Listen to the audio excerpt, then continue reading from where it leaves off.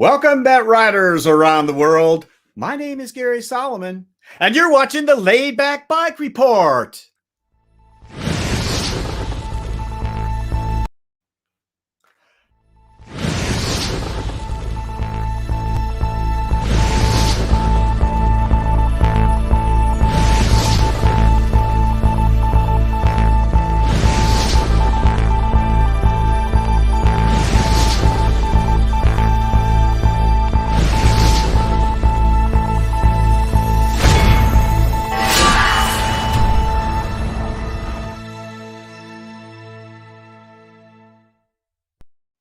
I could watch that opening over and over again. And I thought I was going to there for a minute. Folks, we are so happy to have you all with us today.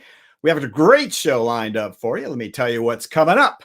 We do have Honza Galla on video today with a news report of everything going on in the recumbent world. Then the main theme for today, big panel discussion with a couple of really interesting guests about recumbent safety. We've got Jason Dubin from New York City who's going to show us a couple of collisions that he actually had. We have it on video, and he's going to talk to us about how they affected him and how it's changed the way he rides. And then we have back with us once again, always glad to have Steve Magas, Ohio's bicycle lawyer, and he's going to share one of his clients who actually rides recumbent had an incident that he's going to talk to us about, and then we're going to widen the discussion out to our entire panel and talk about recumbent safety and all the issues involved with how we can be safe on the road. We are going to then go to Nina Paley, who is going to do the first in what will be a series of reviews that we're going to start in the Laidback Bike Report. And she is going to review the Sinner Mango velomobile today. So I think you guys are going to love that. And back again with us after a brief hiatus, Denny is back with us to do the sports, talking about Bessie Creek, the Bessie Creek race that happened last week. So we are looking forward to getting to all that, and we will in a minute. But first, please let me introduce the wonderful crew I have with me today.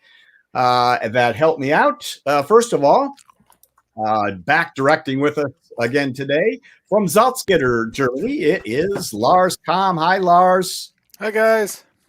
It's great to have you back with us. And down in Jackson, Mississippi, it is our media dude himself. It is Trey Burgoyne. Hi, Trey. Howdy, folks. Good to be here. And down to Big D, Dallas, Texas, we have Doug Davis. I lost audio, just so you know. You what? Are you okay?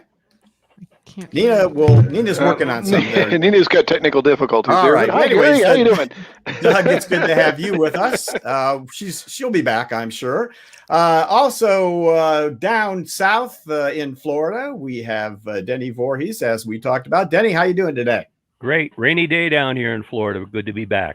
It always looks good behind you there, no matter what the weather is. That's good to know. And we have Larry Varney from Cold Spring, Kentucky. Hello, Larry. Glad to have you with us today. It's good to be back, and it's a coolish, dreary day here in northern Kentucky.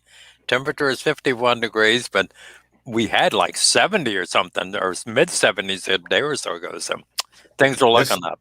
This time of year, you never know. All righty. And in New York State, Alfred Station, it is the bicycle man himself, Peter Stahl. Hiya, Peter. Good afternoon. All right. Good to have you with us as well. And hopefully we will have Nina back with us in a little bit. So, all right, guys, let me just, if I could, tell you a little bit about our live chat and how you can participate in the live show here today. Whether you're watching on YouTube or on Facebook, if you comment in the live chat or on Facebook by messaging us, you can ask questions of our guests or chat amongst yourselves or talk to our panelists as you wish. It's a great community out there that participates live, and we hope you will make use of that. And please tell us where you're watching from. And you can help the Laidback Bike Report show out by liking us on Facebook, subscribing to us on YouTube, and click that little white eye up there to get more information from our website, laidbackbikereport.com. We always keep the future shows and listing of our past shows and our podcasts. We do make podcasts of these shows in case you want to listen to them instead of watch them. That's available on the website as well. All right, let's move on to the wonderful sponsors of the Laidback Bike Report, starting out with TerraCycle, makers of exquisite recumbent parts and accessories for your bent, and Trailside Trikes, a fine recumbent trike shop on the Withlacoochee Trail in Florida and now also in Knoxville, Tennessee, and Cruise Bike, designed for the cyclist who wants to ride farther, climb faster, and adventure more. All cruise bikes and frame sets ship free in the USA. And TerraTrike and Greenspeed, the best in leisure performance, adventure, touring, electric, and portability. Wherever your adventure leads, TerraTrike will take you there. And Greenspeed's Ian Sims, whose designs bring performance through science and engineering. And Laidback Cycles, the top USA dealer for TerraTrike and the premier source for Catrike, Ice, and Greenspeed. We give you the freedom to ride. And Recumbent CycleCon. Please join us at the 2021 Recumbent CycleCon trade show and convention, which will be held October 9th and 10th at the Montgomery County Fairgrounds in Dayton, Ohio. More info at recumbentcyclecon.com. All right, guys, let me jump right into the show now. And Honza sent this video in with an update on the news from the Czech Republic. So here we go. Lars, let's see what Honza had to say. Hello everybody, Honza Galla from Recumbent.news. As I have already mentioned several times, the situation on the bike market is kind of unpredictable. So most of the manufacturers are trying to get as many components for their assembly lines in order to get the bikes to you as quickly as possible, or to get their fully assembled and complete bikes to their warehouses and later to you. So there haven't been too many news in the last months, but still there are some, which is good. For example, Catrike, in order to improve the efficiency and to get more space in the assembly and in the production for the higher end models, they discontinued the Catrike Iola, their basic entry-level trike. So we can see that some manufacturers really make drastic decisions, let's say, in order to keep up with the demand coming from all around the world. As you can remember from several months ago, when Cruise Bike announced and launched their new version of the touring model, the Q45, they made some kind of several steps long teaser for their fans, and slowly introduced one by one the new technology, the new details of the new Q45. This time they are about to launch new version of the S40, their endurance road recumbent bike with the dynamic front boom, and they are expecting to have the new model available in middle June. So if you are interested in a bike like this, you can sign up for the newsletter and you can get all the new information about the S40 as soon as they release them. The pictures you see are the pictures of of the current version of the S40. They still have some frame sets available in their internet shop, so you can go there and buy a frame set for you if you are interested for some lower prices. And the last news from me for today is one from Honza bikes. They introduced a very nice component for recumbents. Those are the adjustable cranks, so you can adjust the length from 65 millimeters, which is very short crank, to 165 millimeters, which is kind of standard length. The cranks are available for both the square tapper or the hollow tech system, and for cranks with one chainring. They are available for tandems and single bikes as well, and they are available also for e-bikes. So if you are a dealer or if you are an end customer, end consumer having a need for an adjustable crank, this is a very nice system which does not require any tool to adjust the length. So thumb up from my side for a very nice innovation from Honza bikes. And as I said, this is everything from me for today, and I wish you a very nice rest of the Laidback bike report for today. So have a nice afternoon or evening. Bye-bye. All right. Thank you very much, Honza. Great report. We appreciate it. Guys, before we move on to our main theme today, I noticed on the chat we have Alva Henriksen, a former guest on the show, our friend from Sweden, who actually just opening up a new bike shop there in Sweden. And he's had some health issues. I think he had one Achilles tendon pop, and it looks like he just said another one did. Really sorry to hear that, Alva. We hope you heal up in a hurry. So, and Sylvia Halpern, saw you on there. It's great to have you with us today as well. So, okay, folks, let's move on into today's theme, which has to do with bench safety. Now, we've done shows in the past about safety in riding. We're really going to focus a little bit more today on actual problems that happened, collisions and such that happened, and how to avoid specifically those things, how you can arm yourself to best to handle situations that might pop up. So let's start out by looking at what could happen, though. And we're going to do that with a very interesting bent rider named Jason Dubin. Many of you know him on Facebook. And Jason has had some problems in the past. He rides in New York City, which is a tough place, obviously, to ride.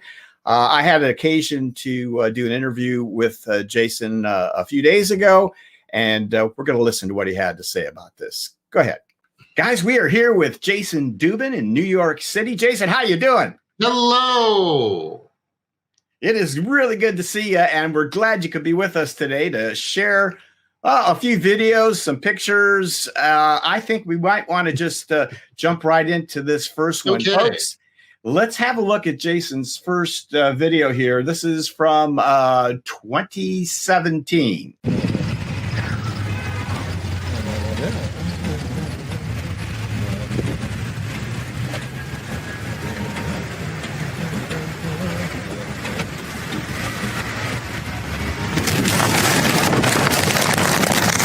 Whoa. Okay. Thanks a lot. Whoa. Jason, tell me what that was all about. All right. That was the second time that I was hit in the Mango. I had assumed when I'd gotten by him that he wasn't going to turn because he hadn't been signaling. So that was really not the end of your collection of mishaps. Let's take a look at 2019. Actually, that one was pretty mild. I was able to ride away from that.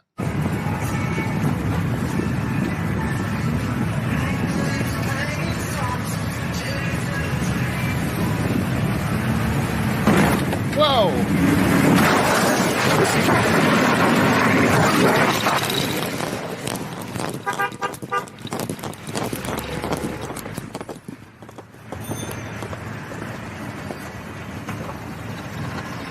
What in the world happened there, Jason? Okay, that was Labor Day of 2019.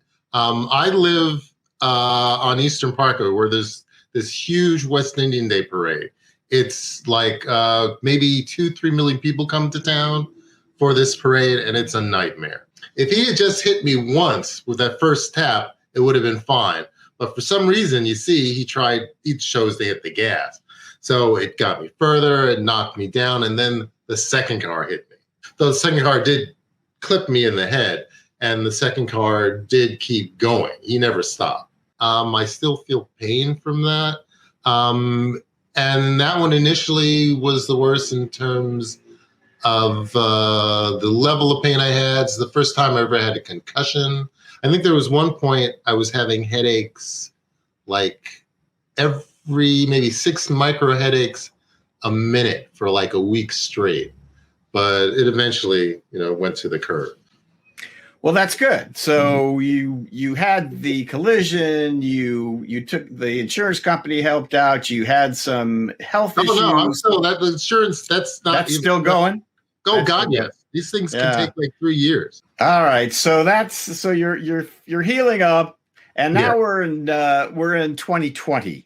Yes, that's December. December of 2020. Last December, and this happens.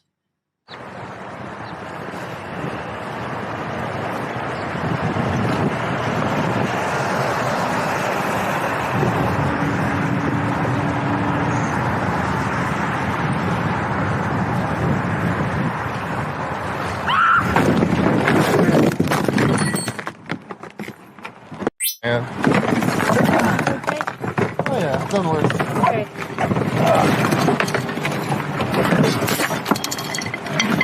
I'm so sorry.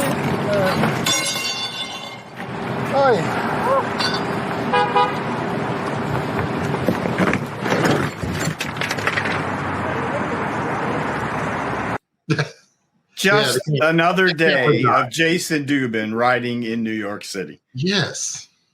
What happened there?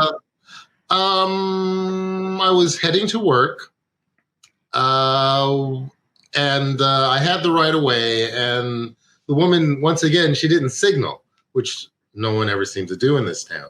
And that's how she managed to catch me. There was like a muscle here that got damaged as well, according to the MRI.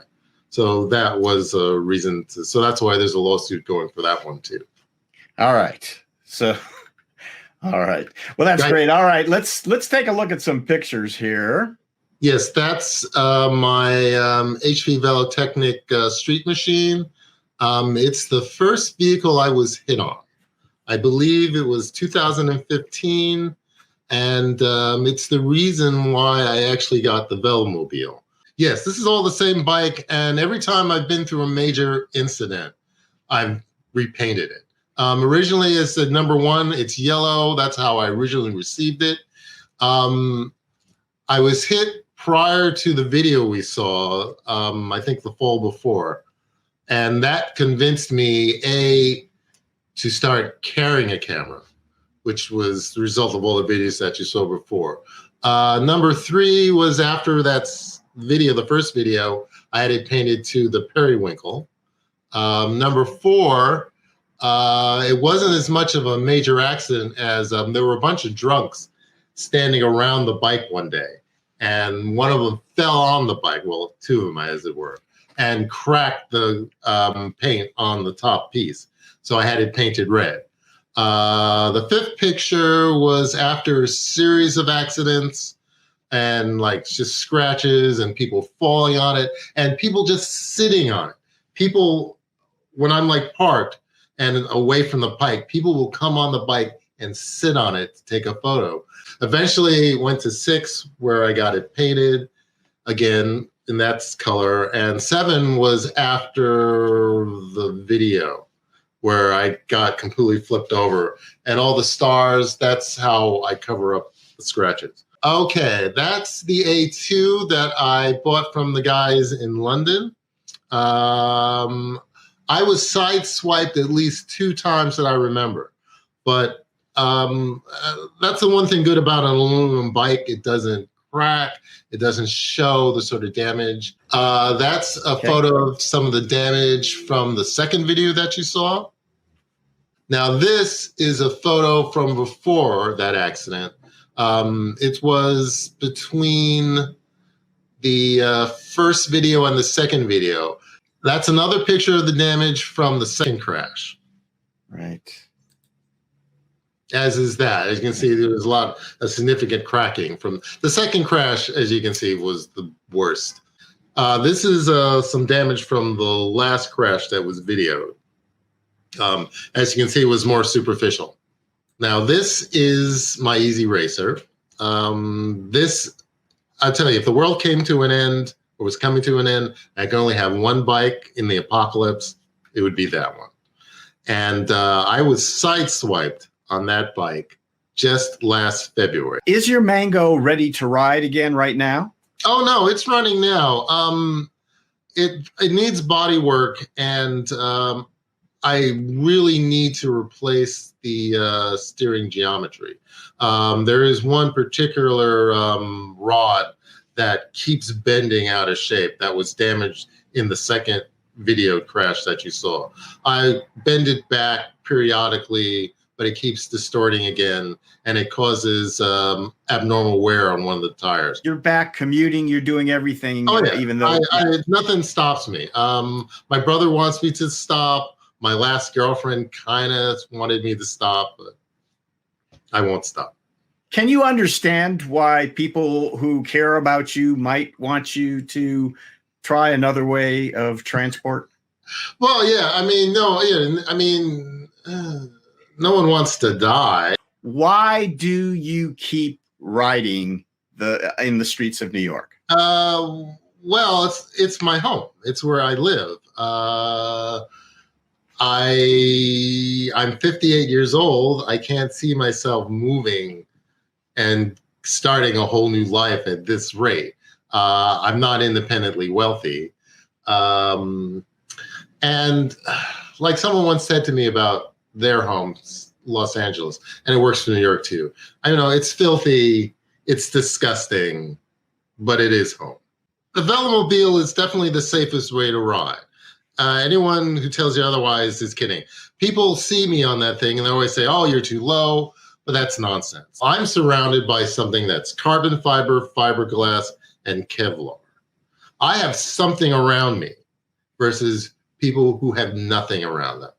All right, Jason. Well, thank you so much for taking the time out to work with me and share your stories with the Laidback Bike Report audience. We really appreciate it. So long, pal. Ciao. That is Jason. I tell you, he is a remarkable human being and a brave one, I think. A great story, and thanks again to Jason for sharing that with us to kick us off here on this discussion. All right, at this point, let me bring in a friend of the show who's been on a couple of times and just the right person to talk to here.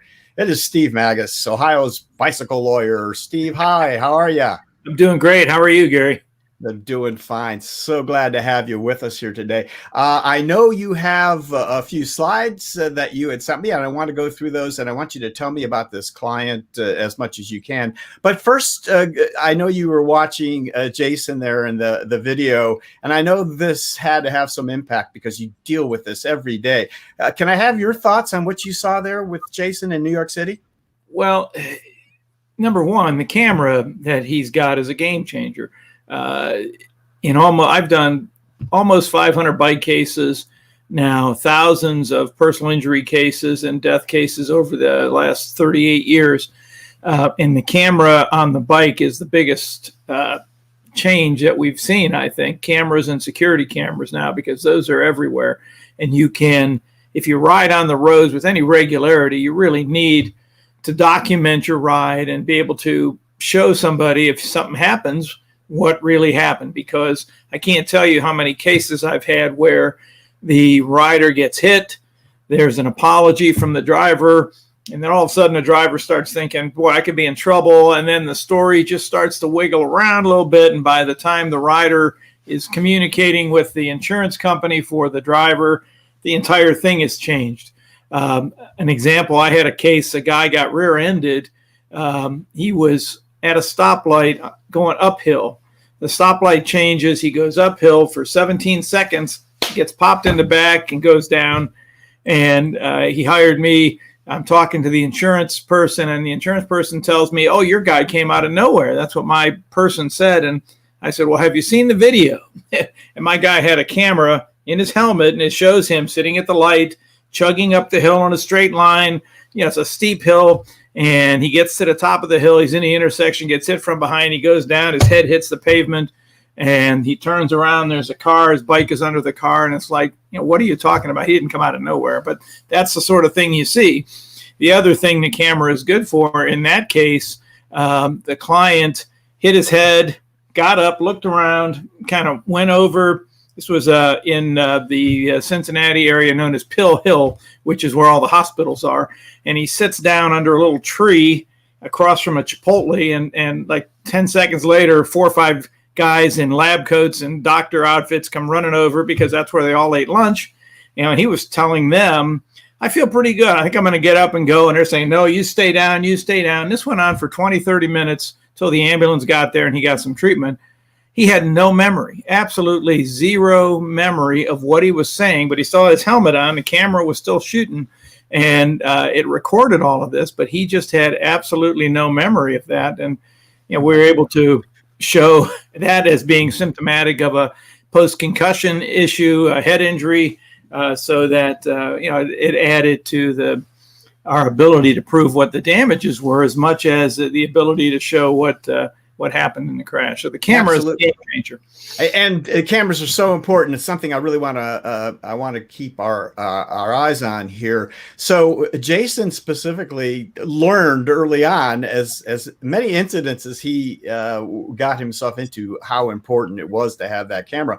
And let me explain to everyone here, that was 360 footage. Not just like a helmet cam, but 360 footage. So he was able to download to me the footage in 360 degrees, and then I was able to edit out the parts that I wanted to show you guys here today from those particular incidences.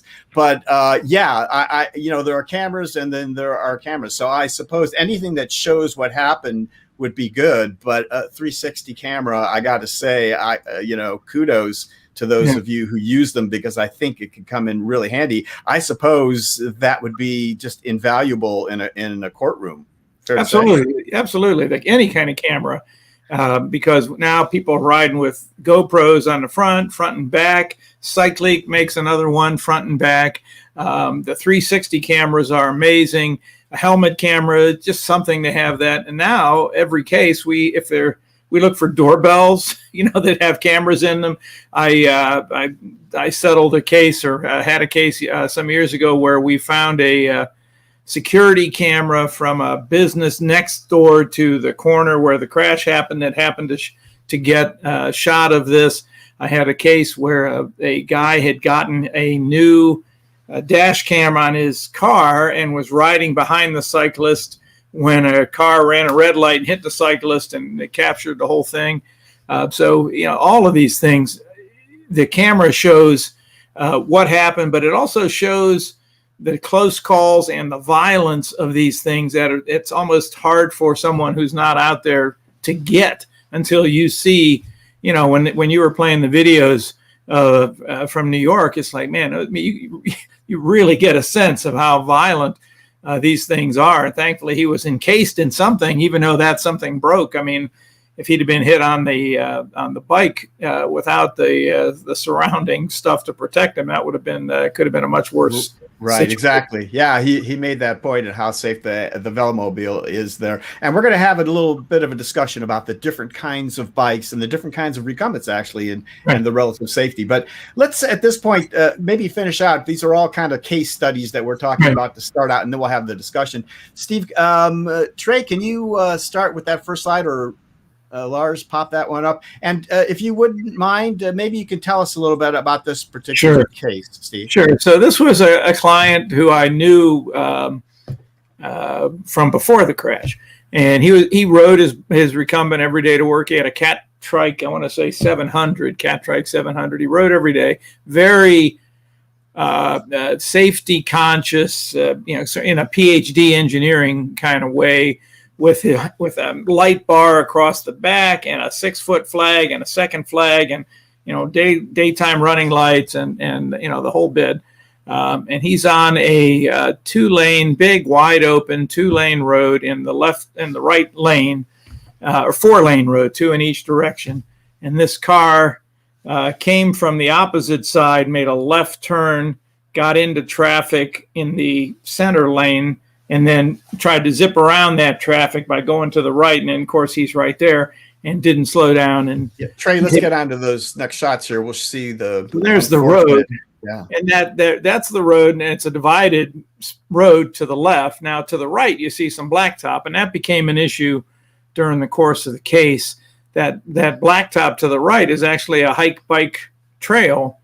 And the defense in this case was a lawyer that I knew really well to be a very effective trial lawyer, was making the argument that riding on the road when that bike trail was there was negligence on the part of the rider. And I, we were able to successfully argue, no, that's the law in Ohio allows you to ride on the road. We don't have a mandatory side path law like New York or some of the other states have. If there's a bike lane, you have to use it. If there's a side path, you have to use it. There's the flag he was using. And so, but they made that argument, and we were going to have to fight that through motion practice in court. He didn't want to use the path because he wanted to travel on the road with the cars and get the benefit of having, the red lights and green lights and not having to stop at each driveway and make sure nobody was backing out. And so he wanted that thing that we have when we ride on the road, which is called the right-of-way. And as soon as you move to a place that's not between the white lines on the roadway, you stand a good chance of not having that right-of-way anymore. And he wanted to get to work as efficiently as possible. So his trike suffered a good bit of damage as a result of this crash. And how badly hurt was he? Can you talk about that? He had injuries. One of the unusual injuries from a head injury that he had was an increased tinnitus that became deafening at times. And that can be a post-concussion, post-traumatic thing, is to have your the ringing in your ears sort of just not go away. He had some pre-existing, but it got much, much worse. And in his PhD way, he was able to document that through different techniques that we use to try to explain to the defense counsel and to the insurance folks why this was such a big deal. Because it's one of those things like pain. There's no painometer that I can stick into you and the needle jumps to 8 or 6 or 3. It's, pain is something you have to be able to express and explain. And tinnitus is the same way. I've got it going on right now for many years, and I can hear a pitch up there. And I don't know if I could sing it, but I can tell you that it's there. But if that got turned up, from volume level 2 to volume level 8, it would be, incredibly disabling. And that's kind of what happened to him. Yeah. Okay. Well, thanks for sharing that. And you'll thank him, who will remain anonymous, of course, for allowing you to at least share the story, which I think is important here to show. So, all right. I think at this point, folks, let's welcome the rest of the panel up here, and we're going to widen this discussion out. Keep Steve with us. He's going to be leading the way here. But first of all, I want to be very careful to keep this discussion and this problem in context. So we've seen some horrible video already and pictures here about things, something that we all have in the back of our minds and worry about from time to time. But cycling is a wonderful, wonderful thing that we all enjoy and feel relatively safe doing. And I want to get your ideas about it. I had Sylvia's here. This is important. So Sylvia Halpern says, I've never ridden in New York City, but I have ridden my trike all over the world. I've probably ridden over 50,000 miles. In 15 years of trike riding, I've never, ever had a close call, much less been hit. Maybe I've been lucky. So Sylvia, I think you have been lucky, but I mean, I think that's also important. It's a really important point to make, that it's still relatively safe, and we're not comparing the dangers of biking to nothing at all. We're comparing the dangers of biking to what maybe a sedentary life might be. There are dangers in not biking. The world, the world has risks. Everything is involved. So we're going to talk about the risks as we have, and we're going to talk about how we can minimize those things. But keep in mind, none of this is to say that our bent riding isn't something that's great, fun, and relatively safe to do. So just to put it all into context. Steve, would you agree with that? I agree with that. Okay. Doug, did you have something there? Go ahead. Yeah, so I got to say, this is what we always tell people. Bicycling will kill you, but not bicycling will kill you faster. Exactly. So we're gonna the focus of this show is these collisions, but we do want to keep it all in perspective. All right, guys, we're gonna get through some more details here that I wanted to talk to Steve about. Steve, you have I think you started this BCRC, the Bicycle Crash Research Center is for the past 10 years, I've done a project on my own, which I call my Fatal Crash Project. And I look at every fatal bike crash in Ohio in great detail. We order all of the documents and data that we were order if we were representing the client, a person that got hit or the family. So we get the crash report, of course, but we get the crash reconstruction. We get the toxicology, witness statements, body cam, cruiser cam, 911 calls, autopsy reports. And we put all of that together. We look at it. We try to figure out, and the reason I picked fatal crashes in Ohio is, one, there's not that many of them, thankfully. We have 15 to 20 fatal crashes in Ohio each year. And I thought, well, that's a doable number. And then number two, they tend to be extremely well documented compared to the average car versus bike crash that generates a 2 or 3 page report. A typical fatal crash generates 50 to 100 pages, plus all sorts of other data. They're more likely to do a detailed forensics, more likely to do crash reconstruction. So for the past decade, I've been doing this on my own, and I thought maybe if we put a nonprofit together, we could get some funding to pay for a more in-depth treatment, and then we could also publish this more frequently. I've been paying my staff to dig this up. We can get some funds to do that. So we've been trying to, we're just getting that off the ground. We have the approval from the state of Ohio, so we're an official nonprofit. We're getting ready to apply for 501c3 funding through the IRS as well. Very good. Okay. And so is there I guess a number that I would be interested in talking about relative safely? Is there some number that tells us about collisions per mile ridden, that kind of number? No, I look at statistics. I got my math degree before I went to law school, so that's always been sort of a interest to me. The problem with cycling is we don't have a good denominator. You know, we have good numbers for cars, miles driven, the amount of gas that is sold. We can sort of translate that into miles, and we have a better way of evaluating motorist safety based on miles traveled. Cycling is a little different because a cycling mile is very different than a motoring mile because of you may better look at your exposure to the world versus riding a mile. You're 15 miles an hour. Your exposure is 4 minutes out in the world for that each mile that you travel. It's more difficult to get a handle on. Well, how many miles do bicyclists travel in a year, and how many are done on the road versus a bike trail or a sidewalk or a wherever people want to ride. So trying to assess relative safety on the road is numerically, I think, pretty difficult. I think what we can say is it's very safe. I mean, we have hundreds of millions of bicycles, people riding hundreds of millions of miles each year. And while there are crashes that occur and fatalities that occur, all in all, it's a relatively safe thing to do. I mean, we have 15 or 20 fatals in Ohio. We have 1,500 bike crashes per year for the however many million of people ride bikes around the state each year. And nationally, the numbers were the highest in the 70s. They came down in the 80s, the 90s, the 2000s. They bottomed out around 600 plus fatalities across the country. And then that number turned upward again around 2008 or 9. Wow.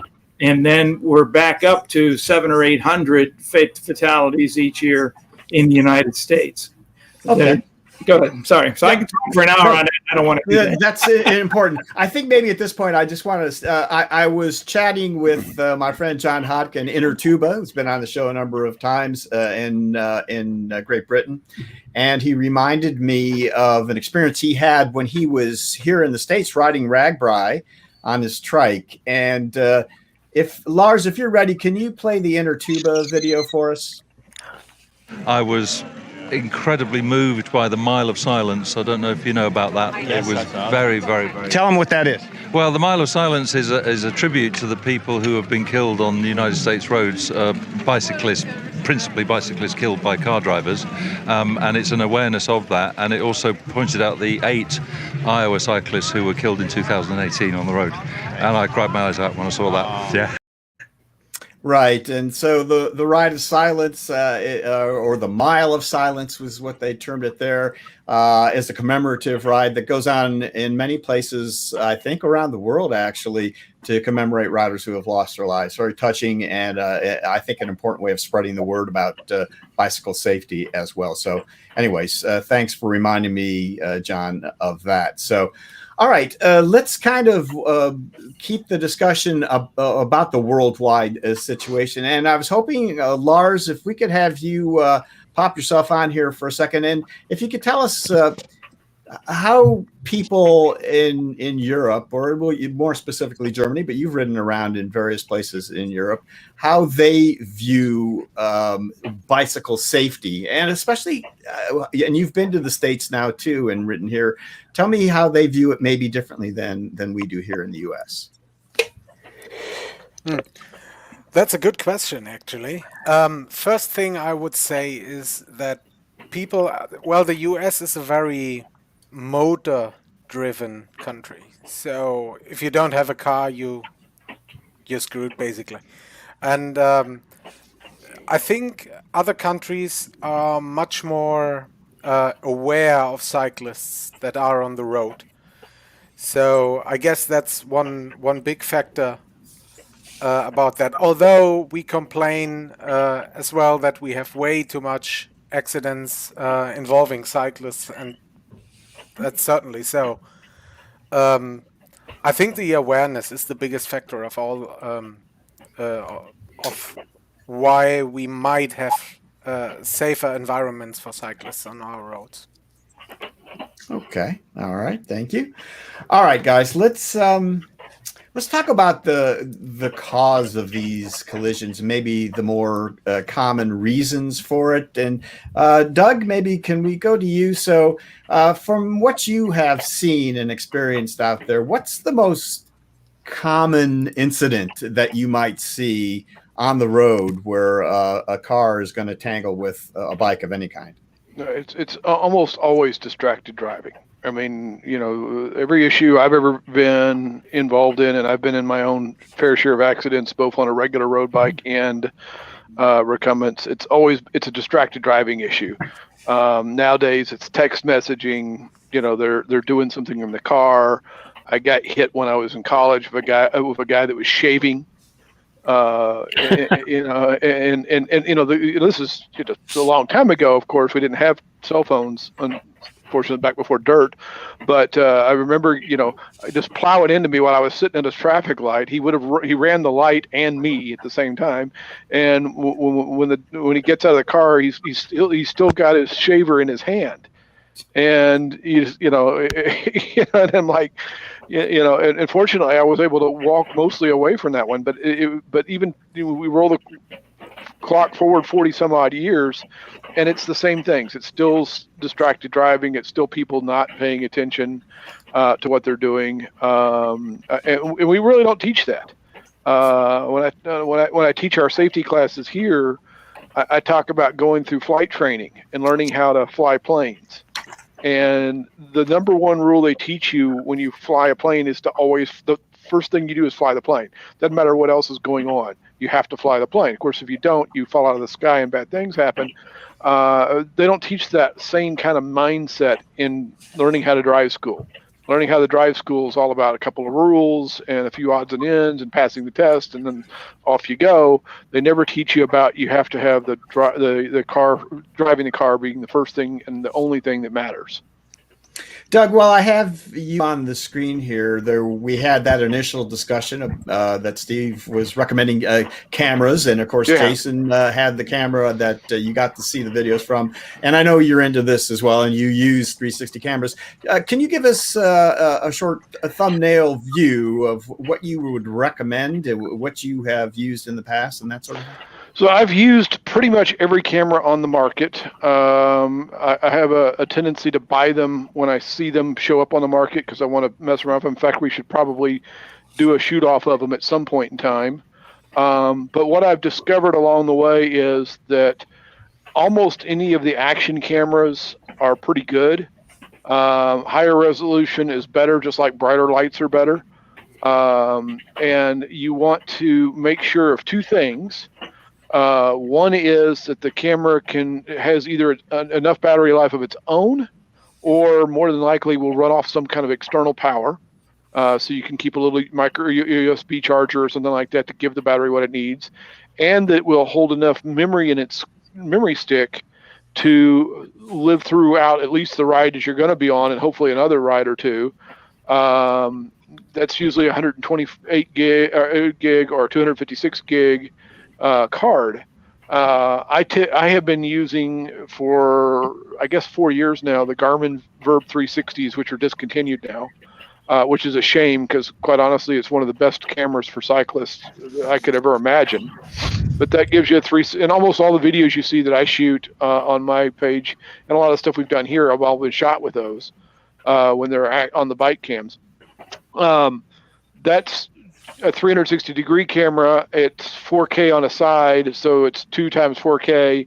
And even with that, on a 256 gig card, I can get a little over 6.5 hours of video on them, which is a pretty good ride.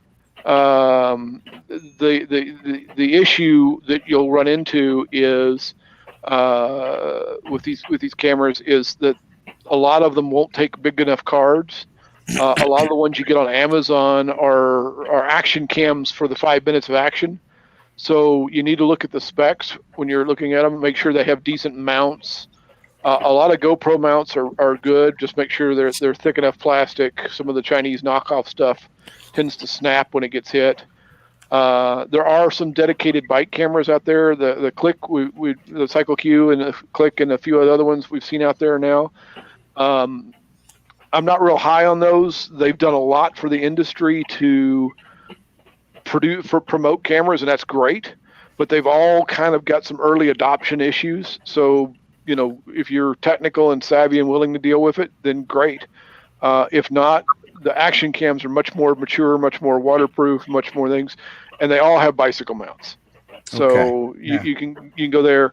The last thing I would say on that is, if you're in, Steve, you probably can help me with this, but if you're involved in an accident, that evidence on that camera needs to have a custodial chain assigned to it. Don't just hand it over. Don't give the cop the thing. I had a particular issue of my own where the police officer just wanted the card, and it's like, you're going to sign this over to me, and we're going to document it. Well, why would you do that? I said, because I don't want it disappearing in your pocket. And and it turns out it was very wise, because in the particular little small town I needed this footage in, the guy that hit me was a relative of the police officer that was the investigating officer, and it probably would have walked away. Maybe not. I mean, I would hate to think that, but he just wanted me to hand him the memory card, and I'm like, no. We're going to do this right. You're going to get a supervising officer here, and we're going to sign this over as a chain of evidence thing. And later on, when we got into the courtroom on this one, because the defendant changed his tune 3 or 4 times in this thing, the my side lawyer said basically that was the smartest thing we did in the whole thing, was making them make sure that evidence was documented. All right, Steve, we're going to actually get into your card and talk specifically about what to do when you're in a collision. But as regards specifically these cameras, did you have any thoughts on what you just said? Yeah, you want to make a copy, and you should probably have somebody who is able to make what they would call a forensic copy of whatever the card is or hard drive before you hand it off to somebody, because you don't want to give it away and not know what's on it, or be able to prove, hey, I gave you something that's got A, B, C, and now it has A, B, but C is missing, or something like that. You want to have a forensic copy made of whatever the thing is you're handing over. I just finished a case where the Garmin was critical, and my client was actually a very, I don't want to say high end, but he was a big firm partner in a national law firm with a First Amendment specialty. So he was very well versed in all of the tech side of this stuff. And we used a company from his hometown, that big city, that has forensic experience. And after the crash, he was blamed for causing the crash, and the police issued a search warrant to get the data off of his Garmin. And he kept a copy first. He had a forensic copy made, and then it went off to the the BCI people, and they got their copy, and the police got it, and they didn't know what to do with it, and they didn't know how to open it. They didn't know what was on it. What they did was they took iPhone snapshots of the map, and they tried to use that, and then the experts for the other side also either didn't understand the data or found out that the data didn't help them, and so pretended they didn't understand it. We never did quite figure that out. But we had an expert who opened the data, was able to show, because if you've messed around with these Garmins, there's a point by point. It takes a little picture every second or two, and if you open it properly, you can get a running printout from 1 to 10,000 or whatever the number is of each data point. And there's 10 different little snaps of data associated with each point. And it shows you here you were here, and we were able to show exactly what his time, speed, distance, direction, all of that was over the critical 20 seconds in this case. And the other side either knew that they could do that and chose not to, or we think they were just too stupid to figure it out. So, so important then to not only get that camera, but keep in mind how important the data is that you've taken if you are in an accident. Right. And to forensically protected. That's right. Okay. Good advice. All right, guys, let's move along now and talk about the various kinds of bikes and see if we can, in some way, put together a relative safety ranking here. Not that you're going to choose your particular bike only based on this, but I think it might be a factor. And Jason first raised the issue of having a protective shell around you. I think that's pretty much indisputable in terms of how much safer that is. But let's also see if we can widen this out a bit and talk about maybe how safe you are on an upright bike versus a recumbent bike versus a trike. There are various levels of height that you are at. People make various points about how safe you are at various levels. So I thought maybe we'd talk about this. I'm thinking maybe, Peter, can we bring you on into this? I'd like to hear maybe some of your thoughts on relative safety of various kinds of bikes. Well, we've sold bikes for a long time, and I was just thinking about it as we were talking here. I can remember 2 times that customers were involved in fatal accidents and died. Those are both on upright bikes. I'm not aware of a recumbent fatality at the moment. There may be one I've forgotten or didn't hear about. Certainly is very possible. I've had 2 accidents on bikes and 2 on trikes. The 2 on recumbent bikes. The 2 on recumbent bikes, I was riding and adjusting the seat. So I would write that right off the list. Don't do that. That's stupid. I did it twice. Yeah, okay. The other one was I was on a trike and I was off-road and it rolled over at 5 miles an hour and everybody giggled and it was all fun and stuff. But the point I want to point out there is that when you get a bike with 26-inch high wheels, okay, that seat's really high and it tips over surprisingly easy. Also, if you jump on the brakes, it picks up the rear wheel surprisingly easy. So those are real fun off-road, but on the road, I'm not real excited about big wheels and super high seats. But personally, the higher the bike, the more visible it is. The higher the bike, the less capable it is of panic stopping or swerving. So I was in 2 near misses, both on recumbents. One was a driver that was texting, and they came around the corner in the middle of the lane, in my lane, coming around the corner. And I headed for the shoulder, and they looked up and got out of the way. Now, they may have looked up because I dressed like a construction worker. I've got a neon orange helmet or neon yellow green helmet and a jacket on the same color. They say that a good helmet can save your life, but a bright colored helmet can save your day, because what you want is the guy to see you. I used to teach bicycle safety at schools, and we taught that there was an 80% rule I made up, which was it's like 30-year-old data. They did a study of like 5 big emergency rooms, every bicycle that went to the emergency room. And 80% of the accidents happened at intersections. 80% of the cars never saw you until it was too late. And 80% of the the disabling injuries were head injuries. But for the terms of that, disabling meant not fully recovered in a year. And they said that any helmet correctly worn that passed any test would stop 90 to 95% of those head injuries. So people often say to me, well, I'm on a trike, I don't need a helmet. Well, yeah.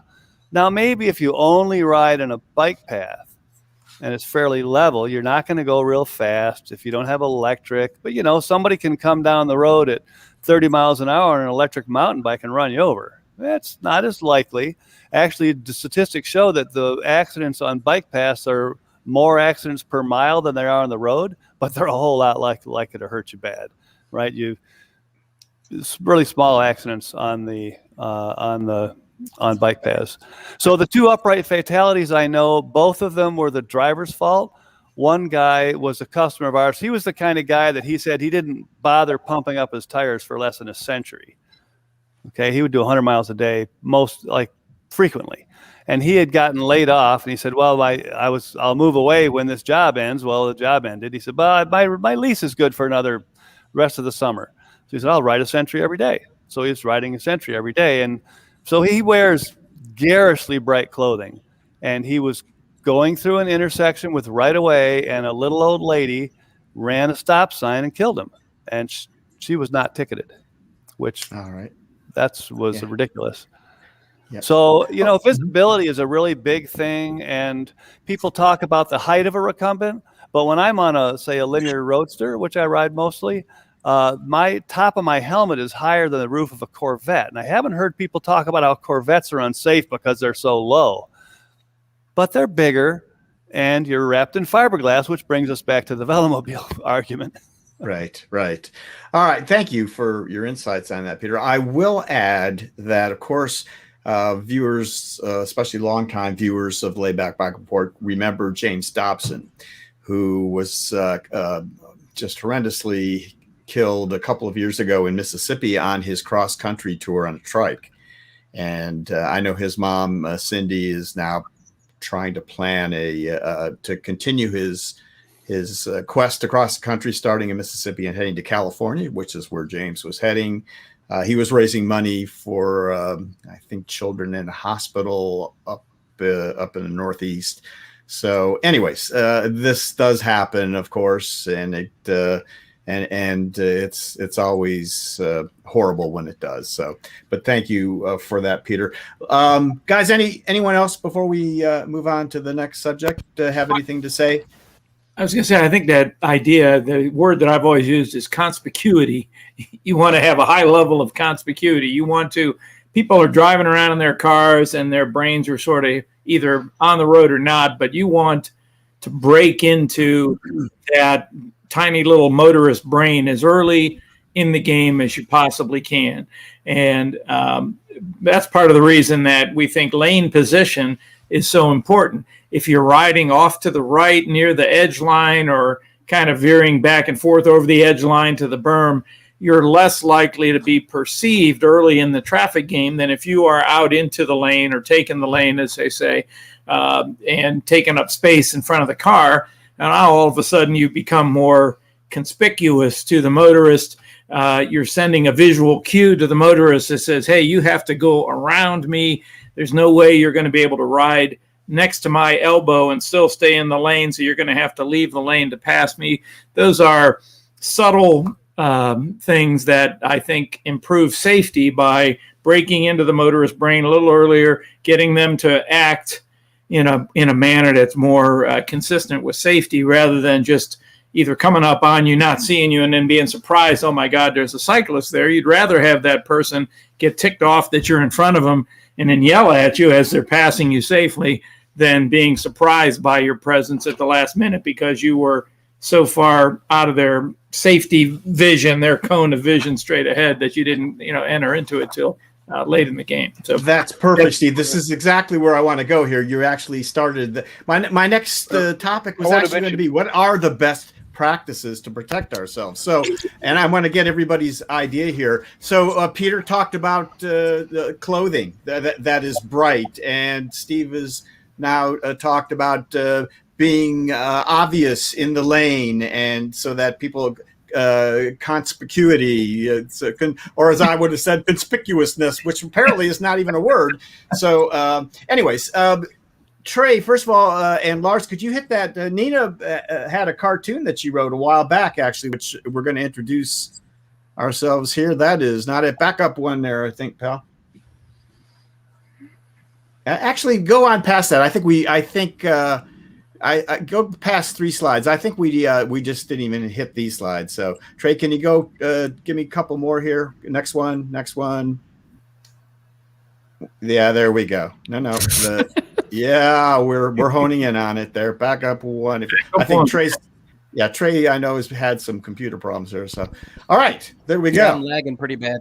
Yeah, okay, that's fine, Trey. No worries. So, yeah, we talked about helmets, and we talked about this. We all want to provide ourselves with this a real sense of security. So, okay, let's get back to it here. Who can talk to me a bit about what they do to protect themselves on the road? I can. We all can. Let's go right to Nina, who did that. Wow, here we go. Yeah, tell us. What's going on with the audio? Do I sound okay? Yeah, you sound fine. I saw your. All right, I was getting some horrible audio feedback. Yeah. Okay. Right. So here in Central Illinois, the biking community is very into bicycle driving, taking the lane, as was mentioned before. I had to intentionally train myself to do that because when I was growing up, I was taught to go all the way to the right and be inconspicuous, right? Don't bother those drivers. So it really takes conscientious work for me to take the lane, but I do that, and it's easier to do because I'm part of a bike culture here, bike club here that does that. Of course, I wear the bright stuff, and I have the daylight blinky in the rear and the daylight blinky in the front, and don't even get me started about night. I do notice riding a velomobile that I think the biggest safety advantage of the velomobile is that cars are a little bit wary of it because it looks like it's hard and shiny like another car. And I almost think that there's like a law of the jungle at work in practice on the roads. By the way, I lived in New York for 10 years, so the video of those collisions in New York really hit me. I mean, that's really familiar traffic. The way traffic works in New York is so different from the way it works here in central Illinois. It's almost a different thing. But in both cases, there is a kind of law of the jungle. And I think there's something about bicyclists being exposed, and you can see the flesh, that actually enrages some drivers. Like they actually get closer, I think, because they're angry at something that's obviously weaker, and the velomobile is shiny and doesn't seem like that. As for helmets, I wear them primarily to protect myself from people who helmet shame. But that's important. That social protection affects me every single day, so I do it. And what else do I do? I got the clothing, got the lights. Oh, I never, ever listen to audio. Are you kidding? When you're biking, it's like I just let the music play inside my own head. I need to hear when I'm out there. That's funny you mentioned the prehistoric sort of approach. I've often said that motorists are like Tyrannosaurus Rex, and they just kind of zoom around town, and all the little people are sort of scattering at their feet, and their eyes only take in and are opened by things that can hurt them. So maybe the velos look more like a little car that might damage their car, and so that pierces their brain a little quicker than the little cyclists that are scattering around at their feet. They don't even pay attention to. So either that I think we're just crazy to be out there on that velomobile, and they think we're a nutter. Yeah. So Another thing about the velomobile is I have ridden with the Flevo roof and with the other roof.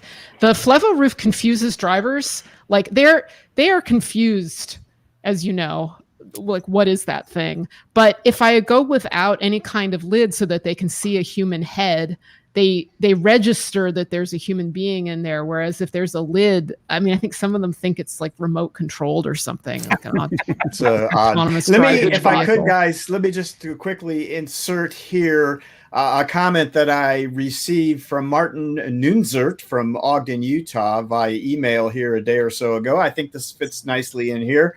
He says, I've observed an interesting phenomenon while riding my recumbent tricycle. Motorists with the right-of-way stopping unexpectedly to allow me, without the right-of-way, to proceed. I must conclude they think I am disabled.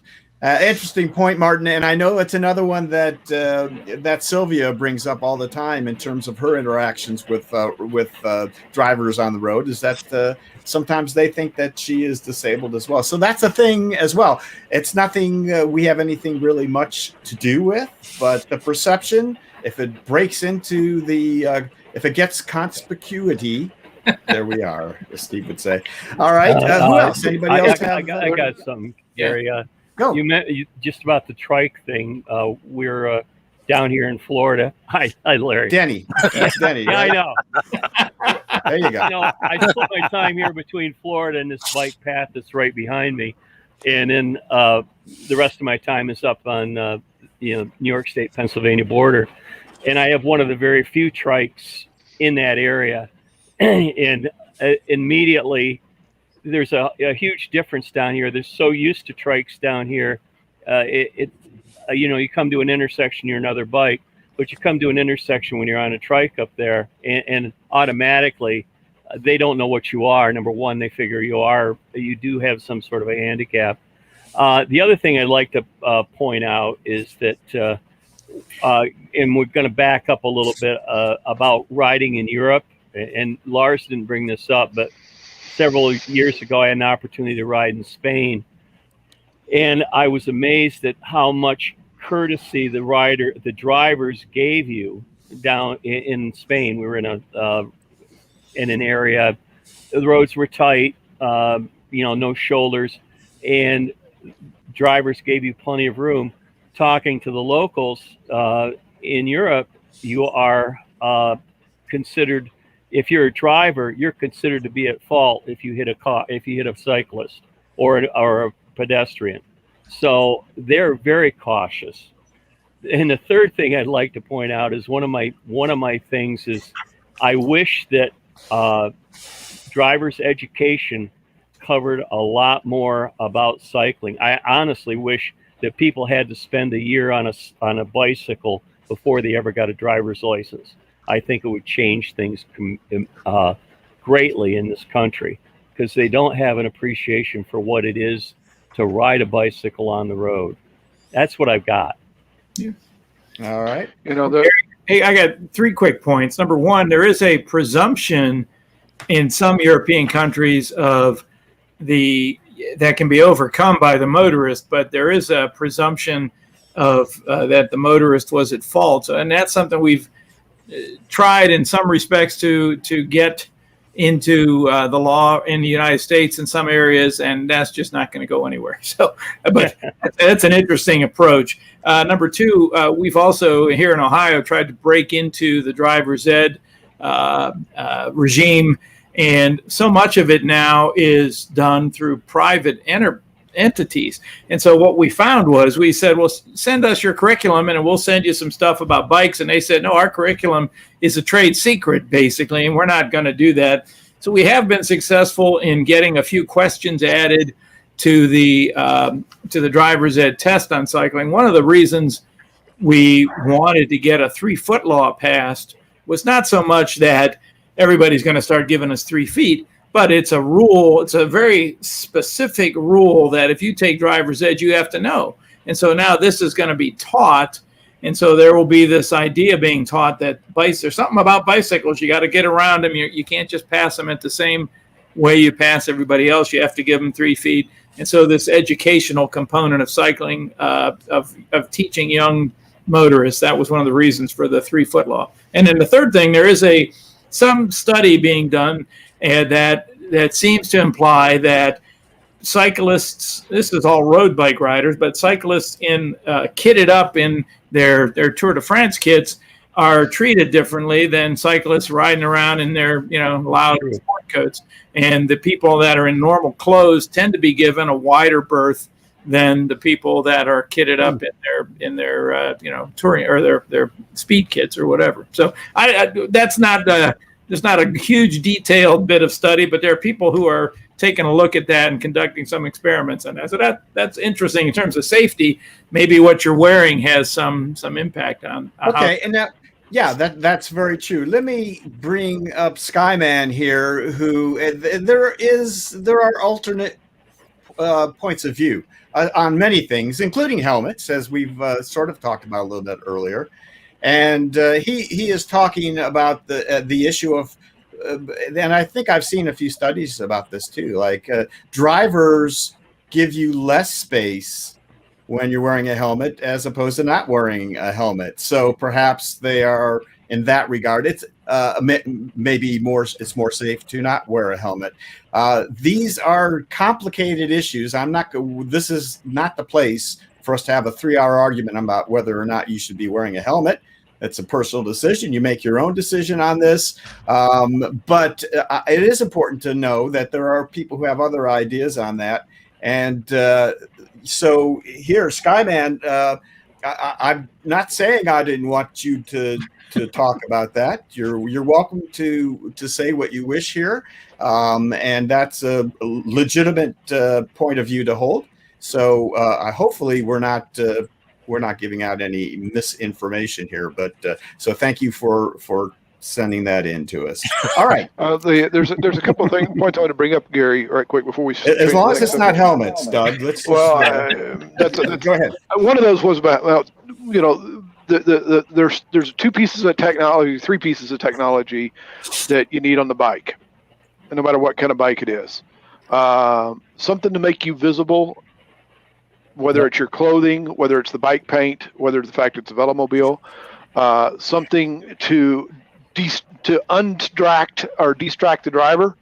So flashing lights. There's been a lot of studies out just recently. I read one where they were it was in a European study of all things. We don't seem to study this enough here in the U.S., where they had looked at the drivers stopping when, what they call the avoidance stop, where they see the bike and they slow down. They had looked at statistics on that, and the flashing lights were more effective than anything else at causing an earlier avoidance braking. And then the problem with the flashing lights, of course, is ignite, because it's harder to judge distances. So the recommendation from that report was daytime flashing light, nighttime steady light, or a steady flashing combination. And a lot of the ultramarathon events have now adopted that to have those kind of lights at night. So those things. The other piece of technology that's useful, and it's very nascent, very beginning of this, is these radar systems that have come out. I ride with one. I've been riding with one for now 3 years on it. And it's interesting from two perspectives. One is it will see a car long before you will. I ride a velomobile. I got mirrors. I can see nearly a half mile. It will light up long before the car shows up on the mirror. And it lets you make a plan on what you're going to do, whether you're going to control the lane or whether you're going to give the lane long before the car can reach you. And then forensically, as Steve was talking about, every second that fit file in the Garmin gets a piece of data dropped into it with the radar in that same data stream that shows what the speed of the vehicle was and what the closure rate was. And that way, forensically, you would be able to determine when they started to apply the brakes. So that's very important. I'm not going to enter the helmet discussion. I've got some personal opinions there, which are not the same as a lot of people's, on that. But anybody who wants to talk to me can call me. We'll talk about it. I wish that we would find somebody willing to study that in the U.S. and study accidents on that, because we really need to have it here. Our roads and our driving habits are different than the EU's, and the lack of data, as Steve said earlier, the lack of the denominator is really critical here. We just don't know enough. True enough. Yeah. And go ahead, Nina. Did you have something to add? Oh, I was just agreeing. Yeah. Okay. There's a big push among road advocates for pedestrians and cyclists, and to design roads in a way that make roads safer for the more vulnerable users. If you look at the statistics, Florida by far is the worst state statistically for pedestrians and cyclists out of the United States. And if you look at anything that ranks the top 10 worst cities to ride a bike or walk in, Florida usually has 4 of the top 5 or 5 of the top 6 or 7. And the reason is because Florida drivers suck. It's because it's a big part of that is because the way Florida designed roads was to make them bigger, wider, and faster. At a time you go through Europe, and there's very few places where you'll see cyclists intermingling with cars at 60 or 70 miles an hour, and the roads tend to be more circuitous and tighter and narrower, which aids safety from our perspective. And when you're in Florida, it may take you 25 seconds to walk across some 6 or 7 lane road. People are making right turns and high speeds. That's what the speed and the momentum that's built up is what really kills pedestrians and cyclists. Your odds of withstanding a crash at 40 are something like, or at 20 or something like double or triple your odds of surviving a crash at 30 or 40. So every increment of speed that the traffic is allowed to go faster adds to danger to people that aren't in cars. So Florida is the place where these roads expanded. They got bigger and wider, and then the whole purpose of the roadway was just to get people from A to B as fast as possible. And that the idea now, especially with Vision Zero, is, well, maybe we ought to rethink why we're designing roads and how should we do that so that everybody's safer. So yeah. So speaking of that, the New York footage, I don't know if those collisions happened to Jason in Manhattan or in the outer boroughs, but when I lived in Brooklyn, I mean, I lived both in Brooklyn and Manhattan, and it was a lot scarier to ride in Brooklyn because there was a little bit more space for the cars to go fast. In Manhattan, it's so dense that I mean, even though it's like insane, cars just can't go that fast. There's just too many traffic jams. There's too many people around. So I guess it's more like Europe, and you can have that experience of going from Manhattan to an outer borough, and it's like you really feel it. It's terrifying in some of the outer boroughs. Jason has been with us on the live chat, so I'm thinking it was Brooklyn, but I could be wrong about that. Jason, if you're still with us, let us know where that actually is that you've been riding. So, and also Marco Rugo is with us. It's good to see you on the chat, and from Italy, it's great to see you watching the show as well.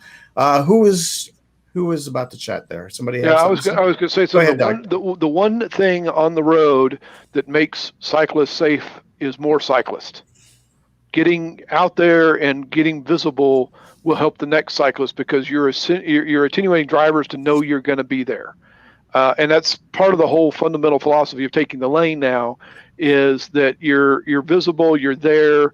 After a while, drivers become sensitized to know that bicycles are there and they're going to be there. And that in itself continues to help and aid safety for everybody. So now, no one has brought this idea up. This is David Brandenberger. He travels the world on his trike and trailer. I think he's back in Switzerland right now. But he said one of the hosts during his world travels gave him the idea to slow down the male car speed drivers. Since then, I have a bra dangling from my flagpole that increases my visibility. So, David, that's you are a unique fella, and you've done it again. So again, thank like you. I said before, probably think you're a nutter, just like some of the other ones that are out there. Right Well, now. apparently, they think we're nutters to start out with, so I'm not sure that it actually holds a lot of water. So, okay, I want to kind of finish up here with a couple more things. Anybody else? If you, I don't had want a to hold comment anybody about up. position Larry on the road. hasn't had a chance to talk. Larry, tell us your thoughts on this. Well, I just wanted to say that, yes, being visible is a prime factor, and brighter colors, flags, all that are great. But one thing that we have to realize, sometimes that doesn't help. If they can't see you, period, even if you've got bright lights, bright clothes, whatever, and that's primarily where their car's parked. If you go into a parking lot and people are going to be backing out and having to look over the trunks and hoods of adjacent cars, they literally might not be able to see you. And if it's cars parked along the road and people are getting ready to pull out of a parking space, they're also looking over things and having to look out their side windows and stuff. So yes, be careful everywhere. Wear bright colors. If you got flashing lights, flags, all that stuff, great. But in those locations where literally they can't see you, and I'm going to include bushes and stuff too, be real careful in those locations. Yep, that's Very good. Kind of like where this picture was taken. There's a lot of stuff around there that would hide me from no matter what I'm riding. So right. They also can't see you if they're texting or just totally spaced out. I mean, that's the main thing. Well, I'll tell you, the stat that was up on the screen showing the uptick in pedestrian and bicycle fatality. Yeah, you know what? I hate to. Let's go back to those real quickly. Trey, thanks, pal. There are 3 slides there. Let's pop those up, Lars. This had to do with actually what's going on, and I picked these off of the internet. And go ahead, Steve. Go ahead and tell us about it. I think there's an entire master's thesis, PhD dissertation ready to be written on this. If you look at the development of the iPhone and the smartphone and the explosion of the social media, it almost lines up precisely with this idea that while people in cars are dying at a lower numbers, people on bikes and walking around are dying at higher numbers. And it started right around the time the iPhone came out, right around the time Facebook was created in 2008, 2009. And ever since then, we've seen upticks in these things. So, I haven't seen a study that says that is a cause, but it certainly, there's some sense there where people are on their phones more. They're updating their Facebook. Hey, look at me, I'm driving, woohoo! And it's you can take a picture, post it to any one of 48 different sites from your car. Now we have what I call crashertainment systems built into the car that are the iPad-sized screens that you can punch while you're driving to search, make a restaurant reservation or find a parking spot or whatever. I mean, there's so many things that are being built into the car and being carried in the car that are causing distraction, more so today and since 07, 08, 09 than there was prior to that. Okay, Trey, let's hit the next slide. Just as information for people so these to know. Are the big four states that have. It says the deadliest states for cyclists. I think most of the fatalities occur there, but also most of the people there. If you look at Florida, when you compare crashes and fatalities to population, Florida is 2 to 3 to 4 to 5 times worse than anybody else. Again, that denominator is kind of a big factor there, right? Let's see what we're talking about. And lastly, and I know, Steve, you're a big advocate of this too. I think it's important to get what we call it is important, and it's not an accident, is it? No, we've been pushing for years to get media folks to not use that accident word. It's a crash. I went round and round with our local public radio station about this, and they're using the word wreck, which is better than accident, but not as vivid as crash, I think. So an accident implies nobody's really at fault. It just happened. Whereas virtually every single car crash, we're going to have 300,000 to 400,000 car crashes in Ohio in 2021, I can tell you. And every one of those was caused because somebody screwed up. There's a person who's driving a car that made an error, and that person is at fault for causing a crash. And same with every car bike crash, every car velo crash. And so referring to them as accidents paints a sort of baby face on a very serious picture, I think. Okay, great. All right, Trey, let's bop on down to Steve's insurance picture. It's the one, yeah. We're going to end this part of the conversation, and we're going to focus at the end here now about what we actually do, kind of like point by point. If the worst happens, if we're in an accident, what can we do? So I guess right before we get there, in terms of protection, insurance coverage is something maybe we don't talk enough about in terms of biking. So, Steve, tell us what you know about this. Sure. There's if by the time you get in a wreck, there's 4 or 5 or 6 policies that are going to be triggered as soon as somebody hits you.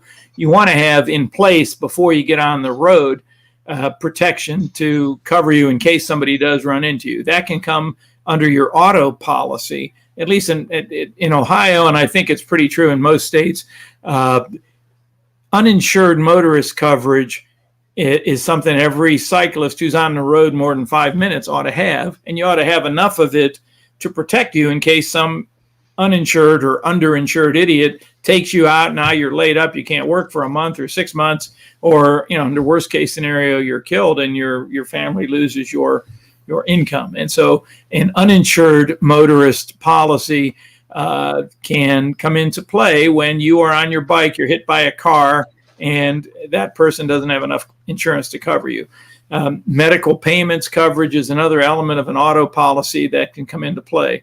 Homeowners policies can come into play when you're on your bike and you're hit by a car, because the bike that is damaged is covered under the homeowner's policy as well as under the policy of the person that hit you.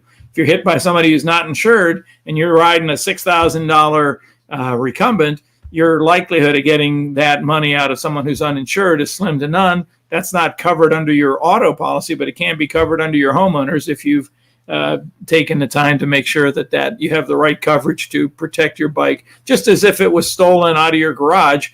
If it's damaged by a car accident, you can get that paid for through your homeowners. I usually, for my clients, we check both with the other driver that hit and with the homeowners. Sometimes you get a better deal from your homeowners because you've purchased replacement cost coverage, whereas the person that hit you wants to depreciate your bike for the years it's been on the road, and they take a deeper bite and they write you a smaller check. Another way to protect yourself is called umbrella coverage. That goes over the top of your auto policy. I have 3 cases right now, 2 of which the person bought an umbrella, but they didn't buy the right umbrella. And their umbrella, like my article I wrote here, has a hole in it. And the hole comes into play in the uninsured or underinsured motorist coverage. Just in the past few years, insurance companies that used to write umbrellas that covered over your auto have now carved out the uninsured, underinsured motorist provision, and you have to ask for it separately, and you have to pay for it separately with a separate little premium. And I have 2 cases, $1 million cases, where the clients have a $1 million umbrella that doesn't apply because they didn't understand that they had to buy this separate coverage to cover them if they're using it for uninsured motorist purposes. So those types of things you got to think about before you actually get onto the road. Very good. All right. And that's on your website. We're going to point that out to everyone to OhioBikeLawyer.com. OhioBikeLawyer.com. Right. We're going to have that in the description below. All right. We're going to finish up now with a kind of a point by point of what you do if you're in the unfortunate position of having had a collision. And Steve just so happens to have a card that he passes out to everyone who will take one, and Right. we'll send them out to anyone who will take one. It's actually wonderful to have this with you. Steve, if you could you quickly Sure. go point by point and tell people, what do you do if you've had a crash? Right. So the video shows these crashes are violent. They are traumatizing. And there's this magic fairy dust that gets sprinkled on you sometimes called adrenaline while you're at a crash site. And it can actually make you think you're not hurt all that bad. And you want to just get up. And my experience is that cyclists tend to be very much tough it out. I'm going to keep riding. Usually they get knocked unconscious. They wake up and they say, how's my bike? I mean, that's sort of the prototypical cyclist. You don't want to do that. What you want to do is, if you're hurt, don't move. If you can move, get yourself off the road, but don't get up and get moving and get out of there. Keep your cell phone with you all the time. Make sure 911 is called. Make sure the EMTs come. Make sure the police come. Make sure the police get your story, and make sure that the police write up a report. Because if you all just go away and leave the scene and the report doesn't get written, it's like it didn't happen. So you have to get the EMTs there, have to get the police there. You want to get the other driver's information, take a picture of their license, take a picture of their insurance card. So you walk away knowing who that person is and what their coverage is, and make sure the police know, because people drive around with phony cards or they drive around uninsured. And if there is some question of insurance coverage, you want to know that at the scene, and not 6 months later when it's everybody shaking their head going, hey, we don't know what happened, but we didn't get that information. If you can, take pictures of the scene, take pictures of everything that's going on, take a picture of the other driver so you can make sure that you know who it is.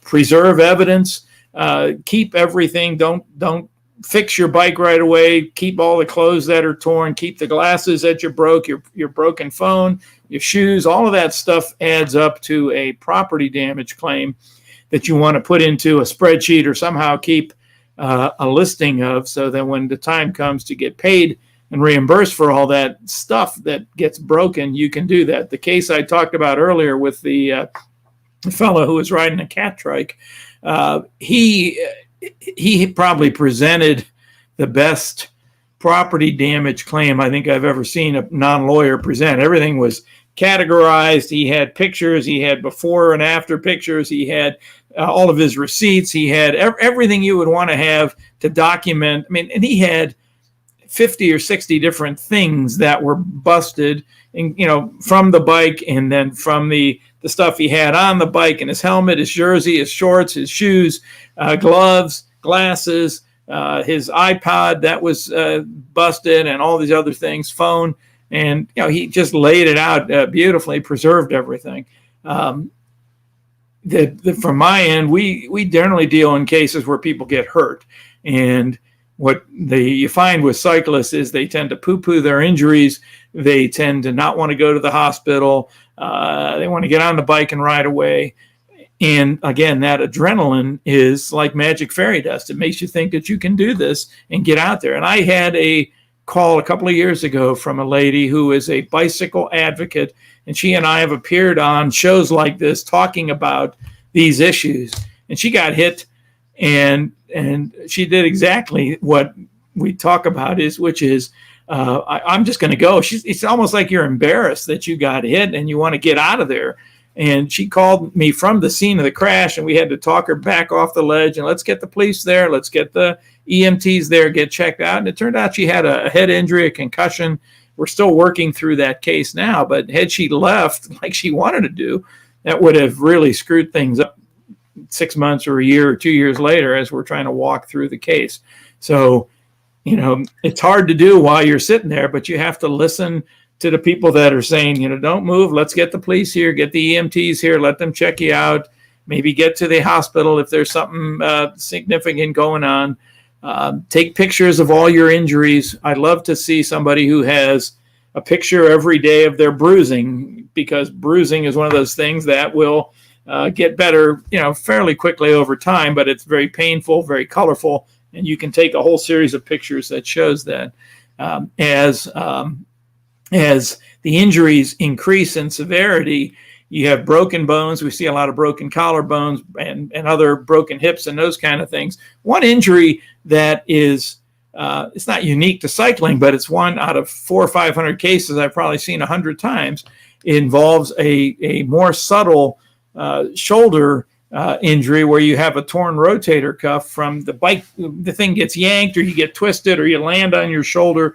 And doesn't present with the pain that a broken bone presents. And often and I just had this come up in a case this week. You have a bunch of other more painful injuries. And as those start to recede a little bit, it's like, my shoulder just keeps hurting, and it hurts when I put a jacket on and I went out for a swim, and it really starting to pop. And then they go in, 2 months after a crash, and the orthopedic guy says, well, you tore your rotator cuff, and now you need a $20,000 surgery, 6-month recovery. You're not going to be doing anything for a while, and it takes a case that has maybe a smaller value and a smaller nature to something that's all of a sudden got $20,000-$30,000 of medical bills and is a significant case. So all of those. So it's fair to say then, Steve, that you can't take too many pictures. You can't make too much in the way of documentation. Absolutely. Right? You can always throw stuff out you don't need, but if you don't have it, you can't use it. And there's no excuse today. 15 years ago, I would get a roll of film in the mail from the client, and they bought a point and shoot camera with a roll of film in it, and I'd get it developed, and it would be flesh colored blobs that were out of focus, and you couldn't even tell what body part it was, let alone who the person was that was, injured. And so today's cameras are fantastic on your phones. And not only the pictures, but often video, you have the location and the time, and it's all right there for you. So and then preserve all of that forensic data from your GPS, your Strava, Map My Ride, your phone.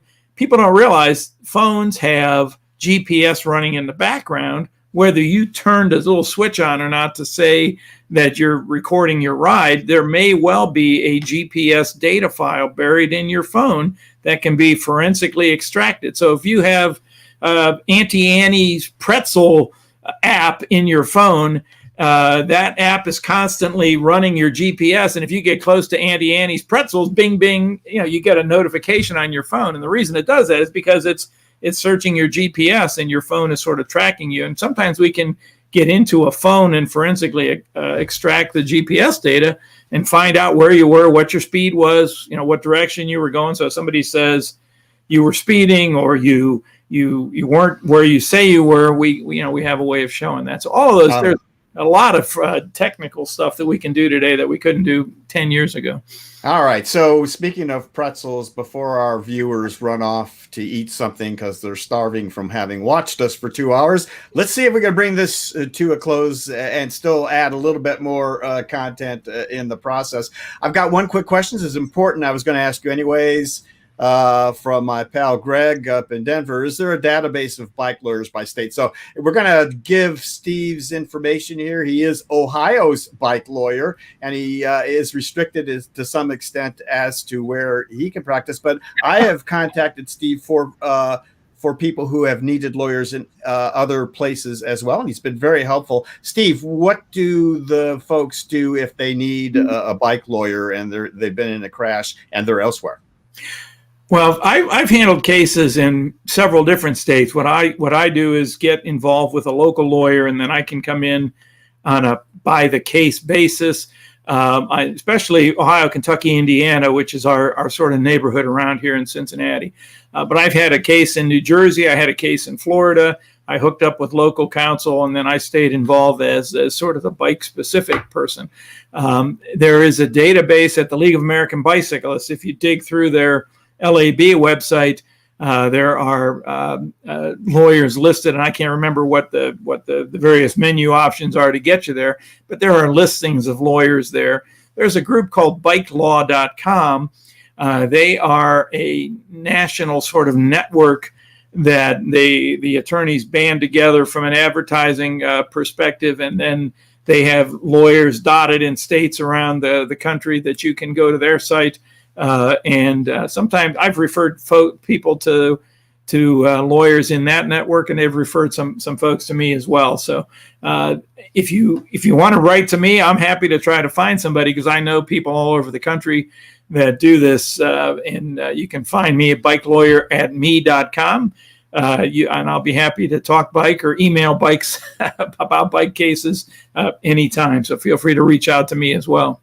That sounds great. And of course, and if you forget that, just contact me, send me an email, and I will put you in touch with Steve as well. All right. I did see that a couple of my panelists had questions for you. So if we can keep this relatively brief, Nina, did you have a question for Steve? Yes, I have a question. So I don't own a car and I don't drive at all. Do I have to get expensive car insurance for a car I don't have or drive in order to get protection as a bicyclist? I'm writing about that right now. The short answer is no, but the things that are available do not duplicate what you can do with the car insurance. So there is stuff called bicycle insurance that if you Google that, you'll find a couple of different companies around the country offering bike insurance, and that it provides a sort of uninsured motorist coverage and a medical payments coverage, but the policy limits they offer are very low. So I think the one that only has $25,000, that's the state minimum in Ohio for you can buy a cheap car insurance in Ohio and get $25,000 in coverage. If you have, you have to kind of evaluate your own situation. If you are out of work and you can't do what you want to do, is that going to be enough to cover you? If you have $20,000 in medical bills, and you have a $10,000 deductible or something, is that going to be enough to cover you? So you have to, if you don't have a car and you don't want to be a car owner, that is about the only way to duplicate that auto insurance, but it's not an attractive option yet. Okay. All right. Thank you, Nina. And I think, Doug, we're going to finish up with you. If you had a question for him. I had another question that's related to consumer activity out there, which is the guys that are building their own bikes or the guys that are modifying their e-bikes to make them above or unrestricted class, and how that affects insurance and liability. That can be affected dramatically. I had a call from a guy who got his DUIs maxed out. He lost his license. So he bought an eBay Chinese motor, put it on his bike, then made it go 40 miles an hour. And the police not only stopped him, but they arrested him for driving a motor vehicle on the roads in violation of his license suspension. And there's nothing I could do for him because that's not the type of law I do. I had to refer him to a far more expensive lawyer to try to help him get out of that. But yeah, if you're caught driving things on the road that are not street legal, then they can be impounded. You can face a variety, depending on the state, you can face a variety of penalties from fines to worse. So yeah, that can be a real problem. If what you're driving looks a lot more like a motorcycle than a bicycle, then you can face some real problems on the legal side. Okay. All right. Thank you for that question, Doug. All right, the slide there with Steve's contact information and such. And I wanted to thank Steve so much for all the valuable parts of the discussion that you enabled here today. We will have all your contact information, as I said, in the discussion below. And I guess real quickly to finish up, tell people what you will send them. I think you have these cards that you will send out. Tell us about that. So I have the bike law card and the bike crash card. And they're about 4x6. The bike law card was sort of designed to have this nostalgic pastoral bicycle on one side. And so when you get stopped by the cop who's misquoting the law to you, you look at that and you kind of take a breath and calm down and you flip it over and you say, you can't order me off the road. The law doesn't say that. And on the back of that card, I have Ohio law outlined, but with the code sections listed, so you can quote the code section to the police officer. The other card is the crash card that we showed earlier, and it's a sort of what to do if you crash. And I'm happy to send these out, 1, 10, 100. I've drop shipped a couple thousand of these to events and things like that. And they're just they're freebies, but they're sort of promotional for me, but they're educational. I think in the long run, and people like cyclists in particular are advocates for themselves, and they're advocates for the sport and the thing that they're passionate about. And this helps them be informed advocates. Very good. Well, Steve, thank you so much for taking your valuable time out to once again come on the Laidback Bike Report and share your considerable knowledge and advice with our viewers. It's always a pleasure to have you on.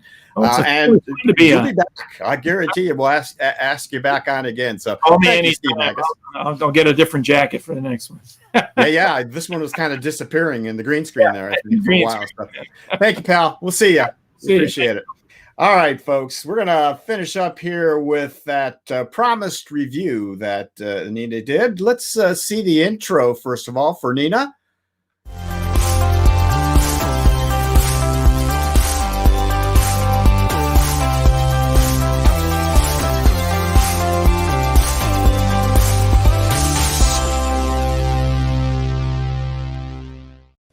All right, Nina Paley, there she is. I love that. All right, so Nina, I just want to quickly introduce the concept here.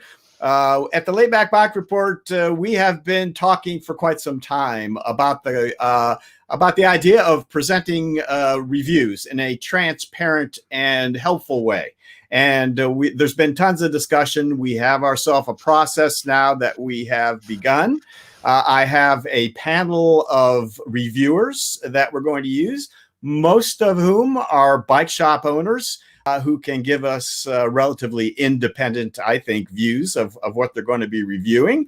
And so we're going to see more of these as time goes on. But we also have, besides bike shop owners, we have Nina Paley, and Larry Varney actually is also going to be helping us out with reviews.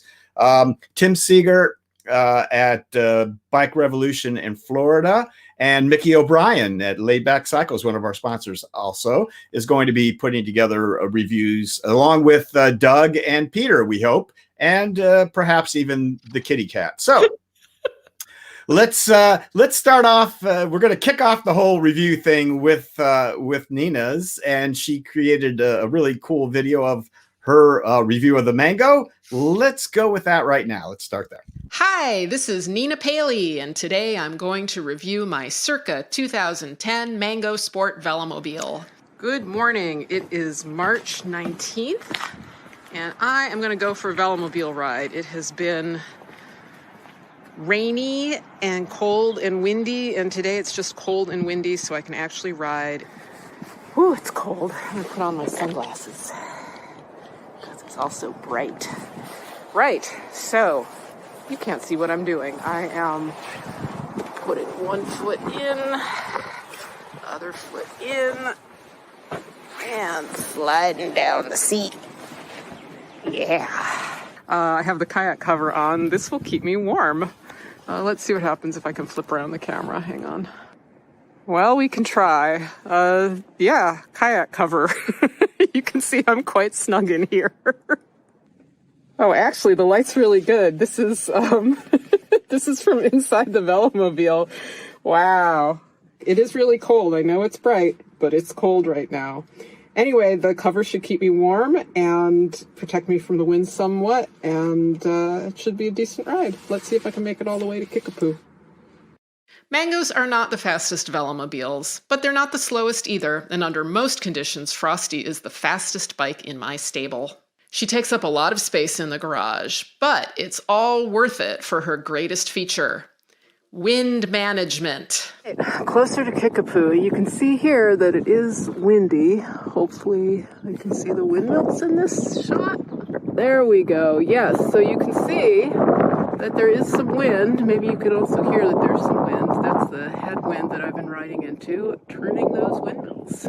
Maintenance was challenging for me at first, as it took a while to dial everything in. But now she seems really low maintenance. The protected drivetrain means the chain stays clean. The shell is fragile, but the rest of the bike is remarkably robust. A few screws have fallen out, much to my alarm. And the parking brake exploded, so now I'm using this strap instead of a parking brake. I have been riding with a broken spoke all winter. But other than that, there have been no major catastrophes.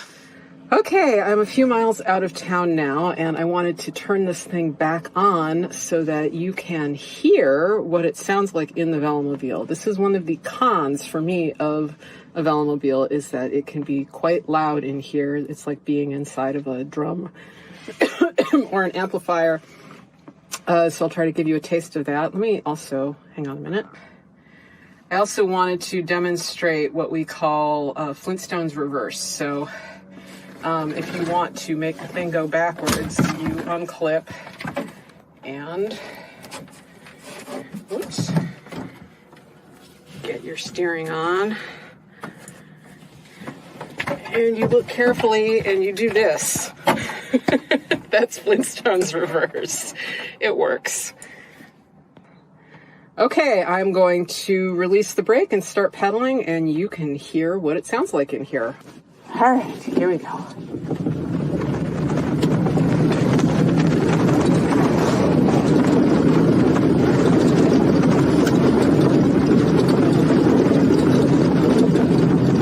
Frosty has two roofs. I was so hopeful for the Torcap race hood, but it amplified the sound inside more than my delicate little ears can tolerate. The Flevo roof is excellent in summer for midday sun protection. It's basically portable shade, but it is not good when the sun is low. Frosty weighs about 60 pounds empty and over 70 with the stuff I keep in her, including a toolkit, foam car topper and heavy-duty ratcheting straps, a pump, spare tubes and a folding tire, water bottles, snacks, and often a pair of hiking boots. Okay, I made it to Kickapoo, and now I'm going to take off the kayak cover and look around. Taking off the kayak cover is a matter of ripping off those little Velcro straps.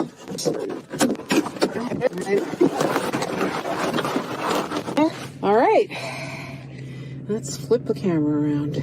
So there's the kayak cover stored up in the front. My feet are still clipped in. Let me unclip them. Oops. All right, I'm gonna put the steering thingy behind its little foam block. Rest there, and behold, the beautiful Kickapoo State Recreation Area. It really is very cold. Everyone asks, how fast does that thing go? I'm no athlete and I don't race, so consider these figures from a relatively fit 52-year-old woman. On a very smooth road with no wind, I can sustain about 20 miles per hour. On crummier roads, which are what we actually have here, I go slower.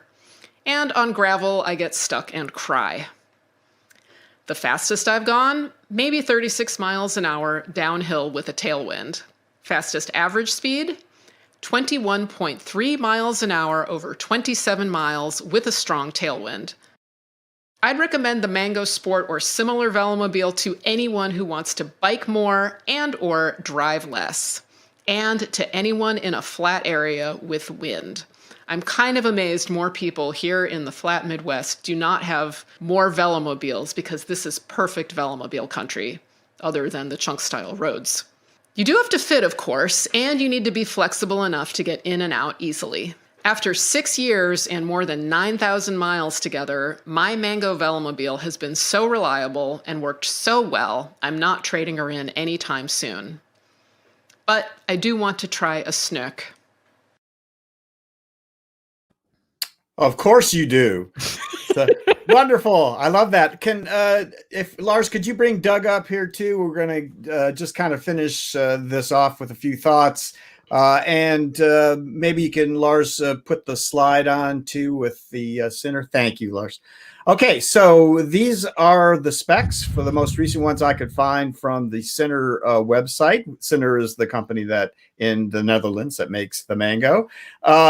First of all, let's let you, Nina, finish up. Did you have any final thoughts on the Mango and that review? Oh, well, I left some information out. I bought it used, and that's why the inside looks a little repaired, because it was repaired. The previous owner had a crash. What else? Oh, you can see it's an older model because the nose is convex, and now they have channeled noses that give you a little bit better visibility. Okay. And Doug, do you have anything you want to say about the current specs of the Mango? What do you think about it? Real briefly, though, please. The Mango was my first velomobile too, so I've got a place in my heart for it. They're as far as velomobiles goes, they're one of the better entry levels. There's a lot of, they haven't evolved much, but that doesn't mean that they're not evolved. They're not too different today than what they are exactly the way Nina has it. So they're definitely a good choice for getting into the velomobile game. And a winning design, clearly, for having survived so long and being popular for so long. It seems like it makes a lot of sense for a lot of people. So, yeah. They're practical. And they're Yeah, I chose it because it had more ground clearance than fancier ones and a slightly smaller turning radius than the Quest, which was sort of the other popular, I think, entry velomobile. The Quest is faster, though. Very good. All right, folks. So there you have it. There's our first Laidback Bike Report review. Thank you, Nina. And thanks for chiming in there, Doug. We appreciate that. We will continue to bring you more reviews on each show, I would hope. And so we look forward to sharing those with you. All right. We're going to finish up today, folks, with the sports report. Denny, are you there? You need to unmute yourself, pal. And then he will tell us here a little bit about Bessie's Creek. And I think we'll bring Doug back real quickly again, too, because he was there to talk about it. But go ahead, Denny, take it away. Yeah, the races were held April 1st to 3rd in Brookside, Texas, a suburb of Houston. It's a relatively flat 13-mile course on open roads in the area. There were 4 races, a 500-mile race starting on Thursday night, a 24-hour race on Friday, and a 12-hour and a 6-hour race on Saturday. All races ended at the same time on Saturday evening. The weather was good with the usual cold nights, windy temperate days, and a little rain for extra spice. The recumbents well represented in the field with entries in all the races. In the 500-mile race, Bruce Herman on a trike put in 262 miles before calling it quits, along with about half of the starting field. In the 24-hour race, Red Pearl Racing's Sandy Earl put in 372 miles, exceeding the 370 miles needed to qualify for Race Across America. She was one of 2 women to qualify in the field and was the 3rd overall of all the racers. Our own Doug Davis, though experiencing some mechanical difficulties, put in a respectable 221 miles to win the HPV class. Doug said a fair portion of the course was like Beirut after carpet bombing. In the 12-hour race, John Schlitter, and Doug will talk to us a little bit about that, I think. In the 12-hour race, John Schlitter made a return to ultra racing by tying with two other riders, Adam Ashwell on an upright and Brett Platt on a recumbent with 236 miles over 12 hours. The big story is that John Schlitter is much the senior to these guys. Adam races in the 15 to 19 year age group, and Brett is in the 45 to 49 year age group. Though John is nearing Medicare age, this is his first day race in quite a while, and I still say he has some real good game left.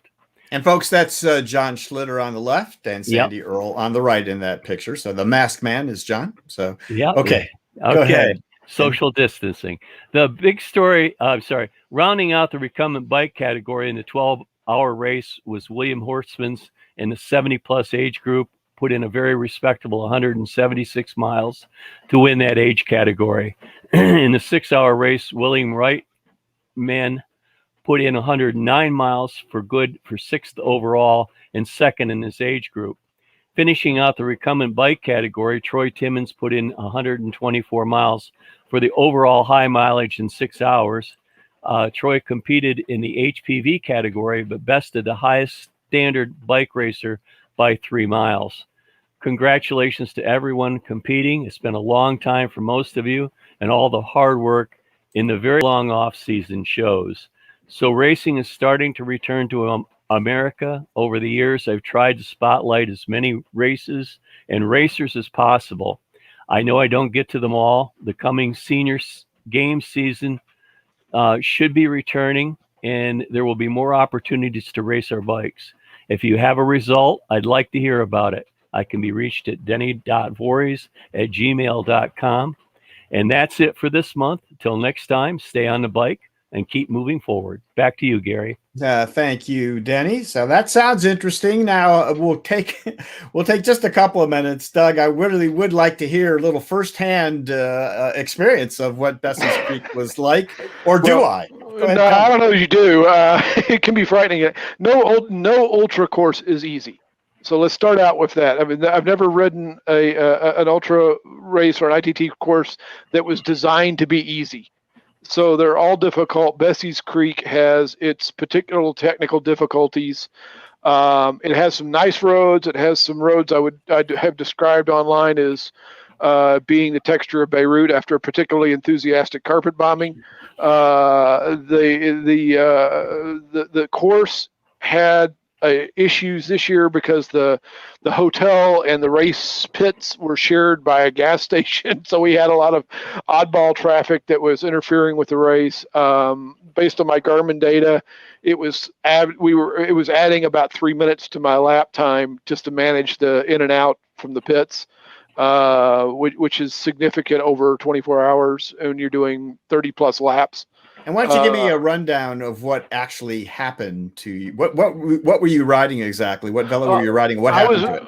I was riding a DF, my DF, and you'd have to kind of understand that a regular recumbent bike, which you're very familiar with, has a boom on it that the cranks sit on, and a velomobile has something similar that attaches to the nose of the shell and goes back somewhere around the seat area at an angle so that the booms, it acts kind of like the same thing as boom.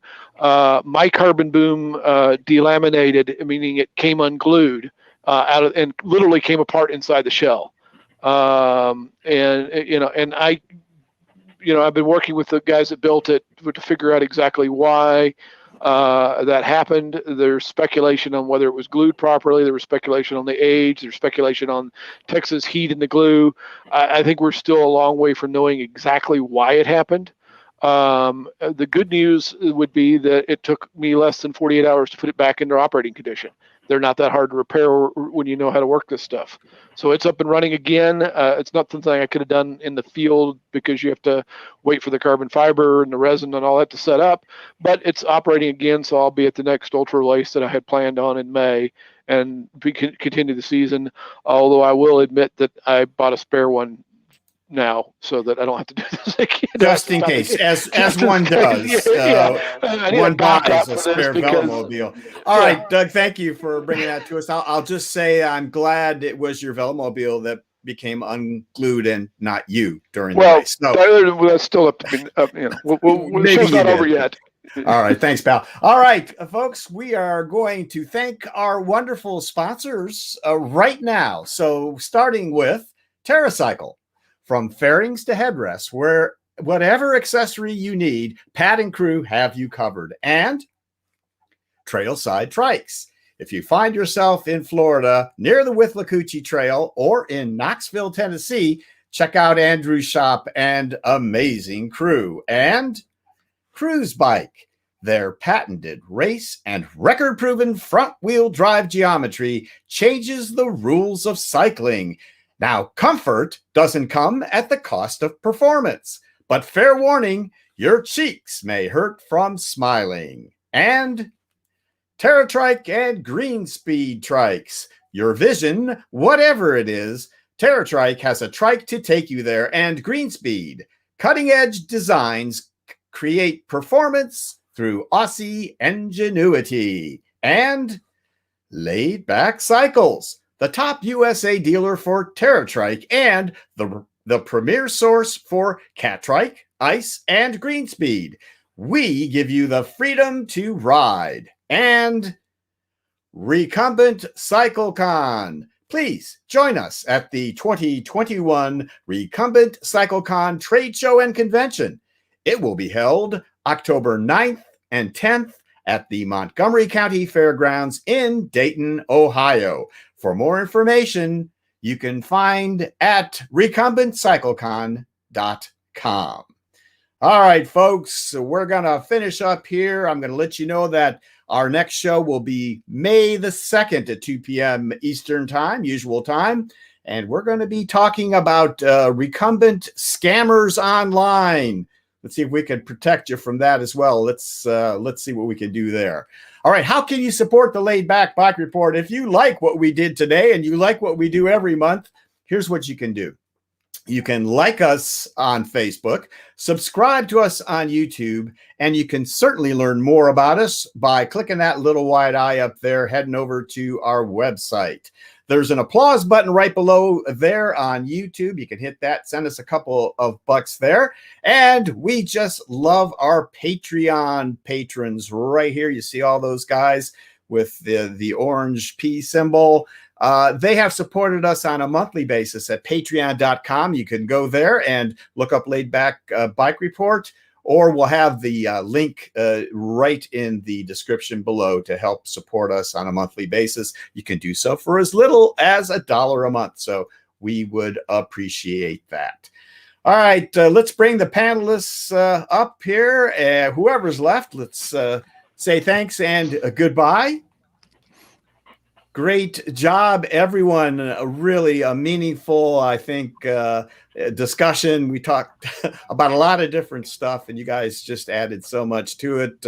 Lars and Trey, thanks so much for keeping it all moving along. We had a lot to get to there. You guys did a wonderful job as usual. So you guys all take care. Hopefully we'll see most of you next month. So, folks, we appreciate what they all do. I certainly appreciate you guys watching every month, and we hope that you'll continue to do so in the coming months. We'll try to provide the best content in the recumbent world that we can for you. So, until our next webcast, from all of us here at the Laidback Bike Report, so long, bent riders.